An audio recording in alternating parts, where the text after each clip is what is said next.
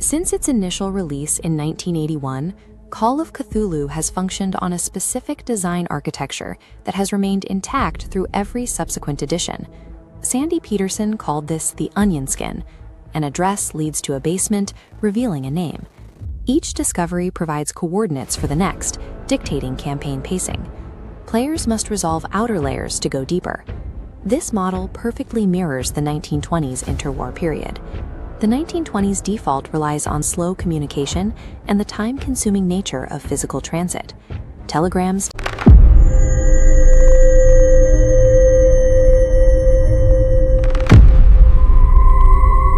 take days to arrive. Steamships take weeks to cross the Atlantic.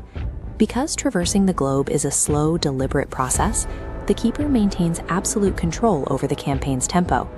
The foundational architecture of Call of Cthulhu is built on the assumption that spatial, physical, and logistical limitations will naturally gate the investigator's progress. Those 1920s limitations disappear in scenarios set in the 1980s or the present day, a shift pioneered by supplements like Cthulhu Now and Delta Green. Modern investigators carry tools that easily bypass the onion skin: instant global communication, rapid air transit, and digital forensics. This presents the Keeper with a logistical dilemma. It is difficult to maintain tension when players can simply use a cell phone to call a local SWAT team the moment they encounter a threat. However, it is a misconception that the introduction of modern logistics breaks the basic role-playing D100 investigation system. Tension in a modern setting relies instead on isolation vectors, the specific methods a Keeper uses to cut investigators off from their modern safety nets. Modern scenarios require Keepers to shift their scenario architecture from simple physical isolation to informational and institutional conspiracy. The 1920s model assumes that critical information is scarce and locked inside physical locations or unique artifacts. This is the standard 1920s character sheet. In the investigator skills block, academic proficiencies like library use and spot hidden occupy significant real estate, while combat skills are de-emphasized.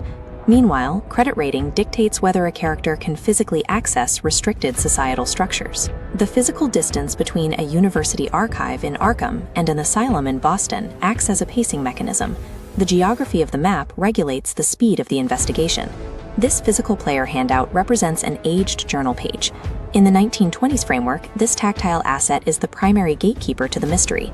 Acquiring it requires travel, time, and exposing oneself to whatever danger guards its physical location. If a fire destroys the ledger or a cultist steals the journal, the investigation stalls. There are no digital backups to download. 1920s dread is generated by forcing fragile academics into isolated, dangerous physical spaces just to acquire a single piece of information. The classic scenario, the haunting, and its central location, the Corbett House, provide a baseline model for physical isolation. The architectural boundary of the house functions as an absolute cutoff from communication and safety. The primary threat, the undead Walter Corbett, is localized. The danger exists strictly within those physical wooden walls. Pacing is dictated by the players physically exploring the environment, room by room, advancing the plot only as fast as they can walk. The Keeper uses spatial constraints, like narrow basements and locked doors, to separate the party and heighten their individual vulnerability. The lack of modern forensics forces players to rely entirely on their own senses, rolling skills like spot hidden or listen to detect threats in the dark. Physical isolation forces investigators to rely on their own fragile stats, stripping away external societal protections. Shifting to the 1980s introduces interconnected digital databases and the global logistical networks of the Cold War era. The physical boundaries of a haunted house can no longer trap investigators who can radio a tactical team for immediate extraction. The 1920s linear path is replaced by a conspiratorial web. The 1980s mystery is guarded by institutional hierarchies and security clearances rather than locked wooden doors. This shifts the Keeper's methodology from managing scarce information to weaponizing corrupted information. The horror does not come from finding a hidden journal in a basement. It comes from realizing a local police database has been wiped by a federal authority to protect a cult. Modern scenarios often use massive data dumps, where 90% of the information is useless noise, to simulate the modern investigative burden. Modern skills like computer use replace library use. This changes the speed of acquisition, but the manual effort required to piece the narrative together remains. In modern settings, having access to all the world's information is useless if the institutional authorities controlling that data are actively compromised. Keepers must deploy specific techniques to trap modern investigators who possess military-grade radios and tactical support. The first tool is psychological isolation. Sharing evidence of dimensional entities with standard authorities will result in an investigator being committed to an asylum or arrested for inciting panic. The second tool is systemic isolation, the realization that calling for official backup will actually summon compromised agents or escalate the threat. In the 1920s, the police were simply too far away to help. In the modern era, the police are the cultists. Cell phones and GPS trackers are turned into liabilities, used by the enemy to hunt the players through signal triangulation. Burning official credentials and abandoning government vehicles becomes a necessary sacrifice to stay off the grid and survive. Modern isolation is achieved not by removing the players from society, but by turning the automated systems of society against them. The final variable keepers address is the introduction of automatic weaponry, body armor, and tactical gear. The mechanical reality of the system is that human biology does not scale with technology. This chart maps the lethality constant.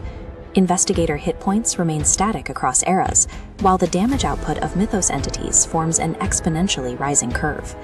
Emptying a 30-round magazine is statistically meaningless against a transdimensional entity possessing physical immunity. Modern firepower serves the Keeper by providing the players a false sense of security right before the scale of the horror is revealed. The quick start rules maintain that running away is almost always the most effective tactical response. Giving a fragile human a machine gun does not diminish the scale of a transdimensional threat. It merely changes the noise they make before dying. When we superimpose the 1920s physical isolation model and the 1980s institutional conspiracy model, the invariant core of the game is revealed. The sanity mechanic acts as the Era-Agnostic engine of dread, slowly stripping characters of their autonomy no matter what weapons they carry. The Keeper's toolbox remains functional in modern times. It merely shifts from managing physical scarcity to weaponizing data overload. The franchise is defined by a delicate balance, tension between horrors arriving from beyond the stars and the horrors fracturing within the human mind. Across any era, the Keeper is managing the same two variables, the fragility of the human body and the limits of what an investigator is allowed to know.